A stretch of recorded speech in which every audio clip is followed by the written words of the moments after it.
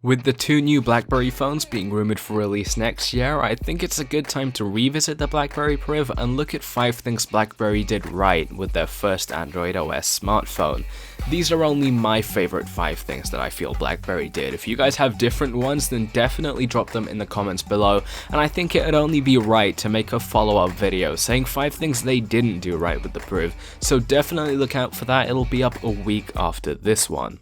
So to start things off, Blackberry nailed the design on the Priv. The phone's got a beautiful curved display that's always a pleasure to use, and a sleek carbon fiber back cover which really gives off that privileged feel, and I honestly feel like it's one of the best looking smartphones out there. It's obviously a bit of a shame that the curve doesn't really offer much, and to be honest, only a very small portion of the curve is actually part of the screen. It's more just for looking cool, which is still completely fine. I've had a few compliments of friends saying that the phone looks great, and I mean, you gotta give it to them, this phone looks awesome. Tying into the first point, I also feel like one of the best parts about the Blackberry Priv is that it has a great display. Going up against other flagships like the Galaxy S series and OnePlus, I think it's very important that the Priv should boast a top-end display, and the 2560 by 1440 5.4-inch AMOLED screen is pretty much as good as it gets for high-end smartphones. It's got great color reproduction and it works awesome for media consumption. For me, a display is huge because I tend to watch a lot of YouTube videos on mobile, and I just like to separate that sort of thing from my PC, so it's super convenient that this screen is one of the best available. Seeing as though Blackberry has never really done this before, it's certainly a step in the right direction, and I hope that they're making more smartphones in the future, and if they are, that this would be something they consider doing again. I also like how they went for the Qualcomm Snapdragon 808 and 3GB of memory, because it really shows off how they weren't afraid to compete with huge flagships like the Samsung Galaxy series, and this chipset has meant that it has some of the best performance on mobile devices for whatever your needs are. I tried out Asphalt 8 and other games on the Android store, and it ran pretty well for smartphone standards, but honestly, coming from PC, the FPS just didn't hold up to be good enough for my spoiled eyes.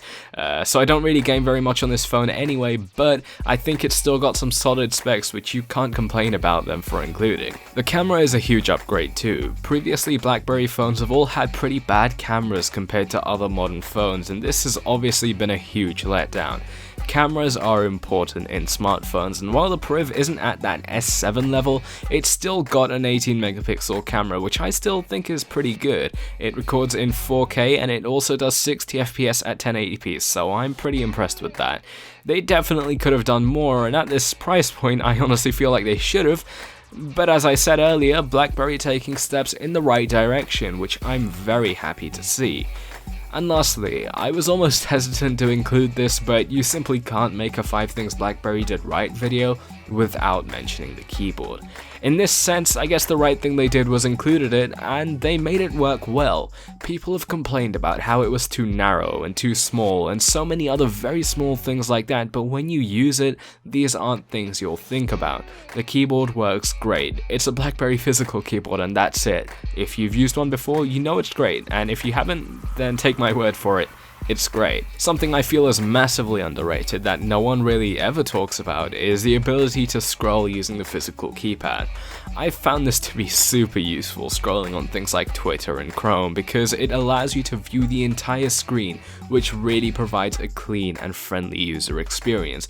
On top of that, you can double tap to use it as a cursor when writing text, swipe left to delete the previous word, swipe up to autocorrect, and swipe down to open up the symbols menu. I love how they loaded the keyboard with features because it's made my life so much easier writing emails and texting friends. So guys, there you go, those are my top 5 sort of favorite things I feel like Blackberry did with the Priv. They've really done quite a few new things with this, and I hope that they carry this over to new smartphones if they're releasing them.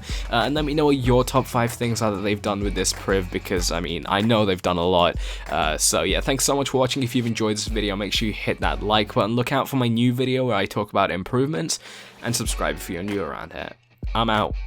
Peace.